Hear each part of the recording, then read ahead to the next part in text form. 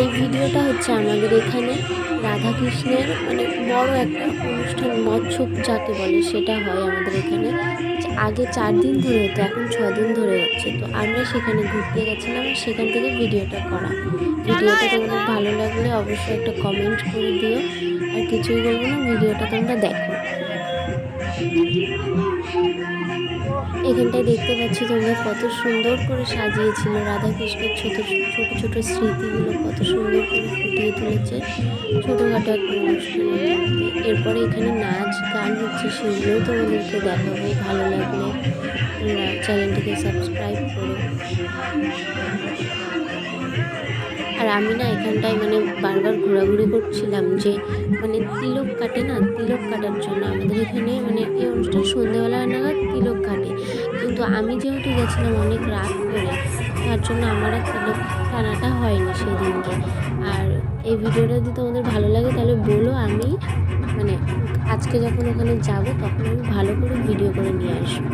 আর আমার না এখন অনেকটা লজ্জা লজ্জা লাগে, মানে কীরকম একটা মানে লাগে, মানে লোকজনের সামনে ক্যামেরা বের করে নিজেদের ভিডিও করবো বা কোনো কিছু। তার জন্য আমি নিজেদের ভিডিওটা কম করেছি, যেখানে গেছিলাম সেখানটাই একটা ভিডিও করেছি। আর সবার লাস্টে একটা ফটো তুলেছিলাম, ফটোটা আমি সবার লাস্টে দিয়ে দেবো, তোমরা দেখতেই পাবে। এখানে দেখো সবাই নাচ করছিল, দুটো মেয়ে, এদের দুজনকে দেখে মনে হচ্ছিল পুরো যেন যমজ বোন। আর চুল টুল পুরো একরকম, ফেসও পুরো একরকম। জানি না এরা যমজ বোন নাকি, কিন্তু এদের নাচটা আমার খুব ভালো লেগেছিলো।